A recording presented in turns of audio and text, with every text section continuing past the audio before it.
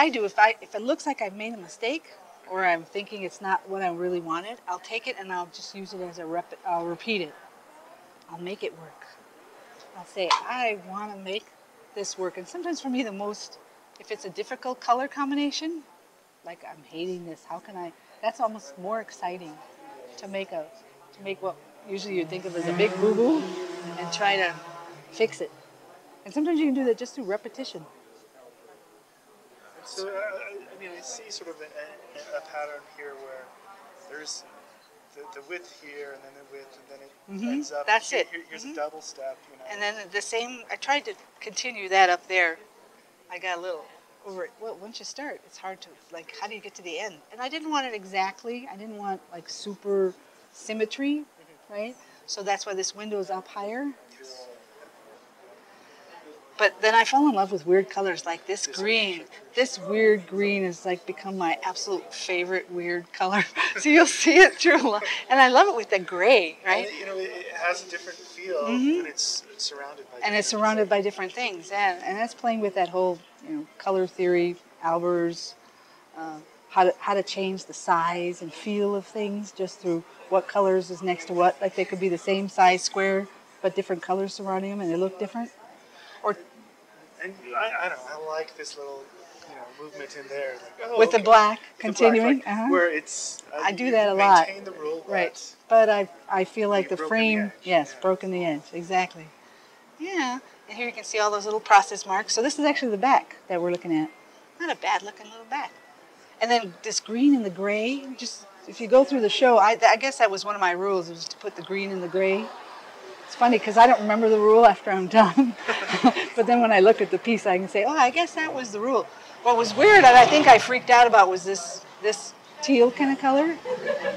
I wasn't so sure about it, but what you do is you find a way to repeat it. And then I also do things like repeating structure. So I repeat these two little groups, two little groups, two little groups, two little groups. Sometimes I'll make like a ladder and repeat a ladder, like 5 little pieces all in a row. Plus they're really weird little masks too. They could be. Well, that's the abstractness part of it, is that you can imagine all kinds of things that you want. Yeah. Any other questions? It's so nice of you guys. How long has this been? I mean, you seem to produce quite a few pieces. Putting the show together, we started in December for this show. As a weaver, I've been working for over 22, 23 years. And how is what's changed from then to now? Understanding your weaving, your process? Well, I used to do, see the windows and everything, see the little landscape, but very, very minimal, right? Minimal landscape, minimal sunset. I used to do big landscapes with huge, landforms that were half a tapestry, so it's gradually shrunk. But the window has stayed my signature. So that's pretty much changed. And I've developed more series. I do the feng shui series, that blue piece that's up there, and then that math piece that I was telling you about, do a math series. Then I do an architectonic space series that's sort of based on Escher, that whole building a space that has depth but then does weird stuff, like go somewhere you could never go, or shows you a side of a wall that you never could see, right? Because it's just through angles and geometry that you're faking people out. None of that is in this show, so this has sort of become my passion, just for playing with color and movement. You mentioned the whole idea of the math series. We've moved out of camera sight. It's probably going to get grumpy at it. The idea of I mean, do you actually appreciate, have you appreciated math in the past? I went to St. John's College. Do you guys know St. John's College in Santa Fe? So actually I was going to become either a mathematician or a scientist. My aunt was a biochemist, so I wanted to become a biochemist. But then St. John's College, we studied all kinds of wonderful math ideas from the Greeks. And then during school I started weaving, doing pottery. And what did I do? I opened up Brunowski, is that his name? The Ascended Man. And there was a tablet thing of a Pythagorean proof that was from China, from like, it was earlier than the Greeks, 1000 BC, something way before the Greeks. And I went, cool. And then the whole idea of, deconstructing a format the way the Renaissance painters would, for how the place where the focal point is, where the perspective is. I said, well, why not bring that to the foreground and show that? So that's what that series is about. And then within this series, I use mostly the Fibonacci series to format everything. So what the frame is around things are from the Fibonacci numbers, the 1, 1, 2, 3. You guys know the Fibonacci? 1, 1, 2, 3, 5, 8. I just learned of a new series that's going to be, I'm going to use in some more pieces. That is a newer series of numbers.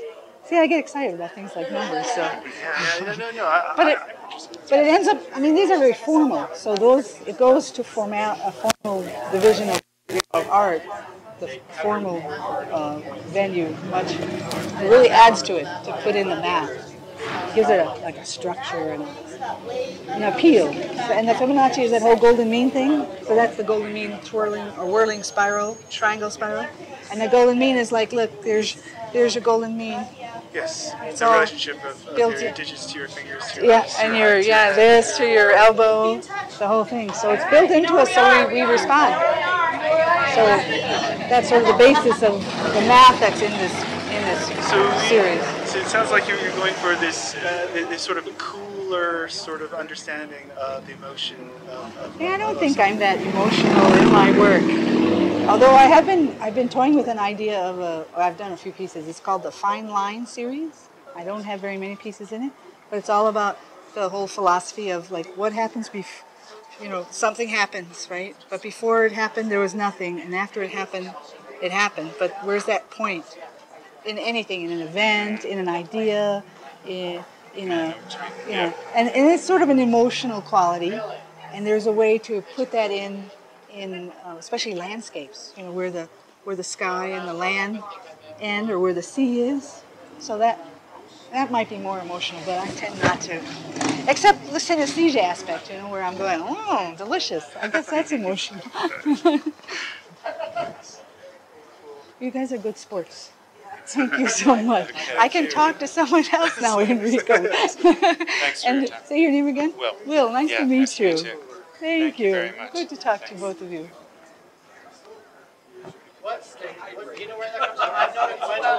Was that enough, or do you want to keep me, Donna? Wonderful. Victoria. Victoria, nice to meet you.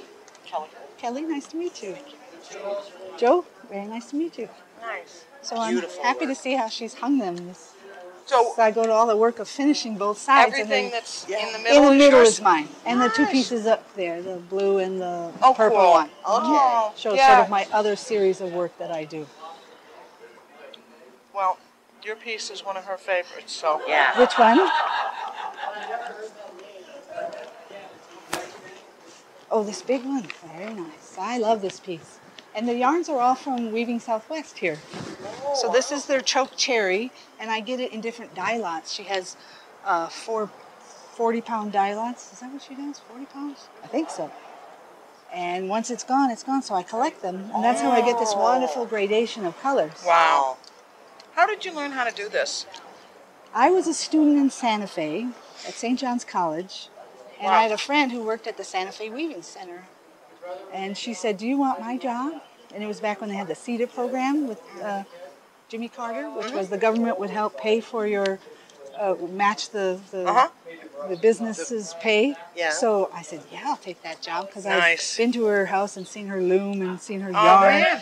And so I became an apprentice weaver with the Weaving Center there with Victoria Ravenel. And then I bought my friend's loom, and then I started doing production fabric weaving, which was way too fast. So I decided I'd rather make rugs. Then my father said make some pictures in the rugs, because he lived in the Midwest.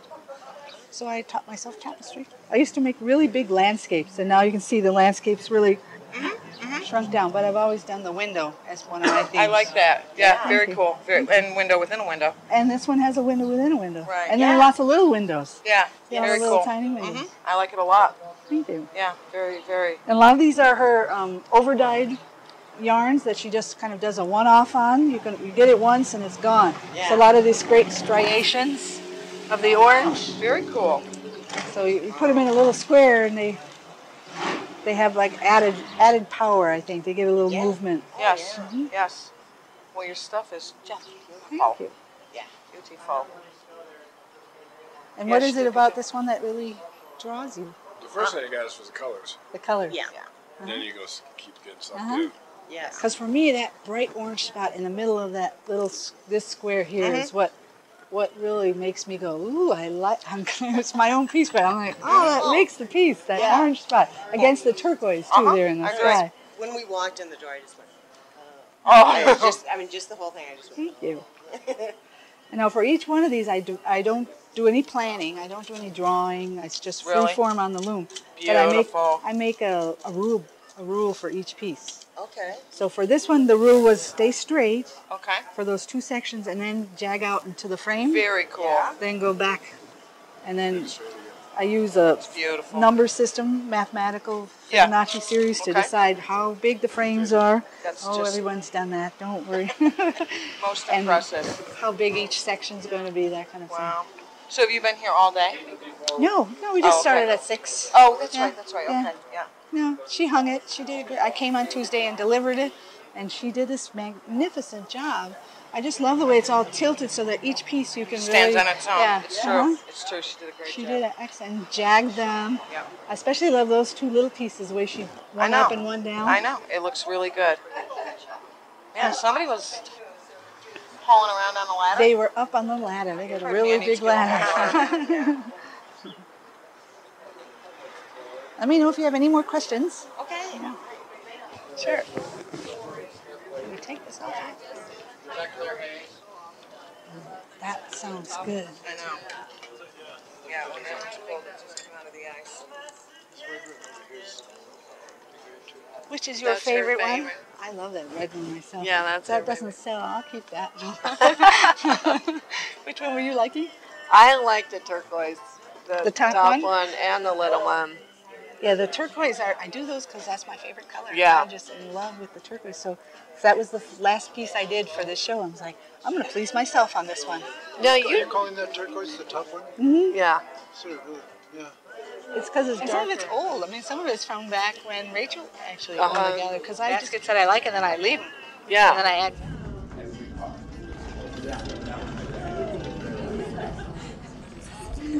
So I just think that she needs to.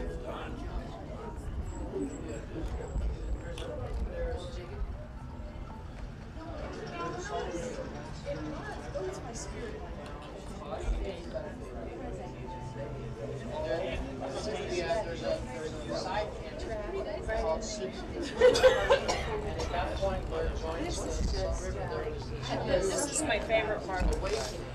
I love when It's become my thing. Yeah. I was really scared. And then, do you know the Delta thing?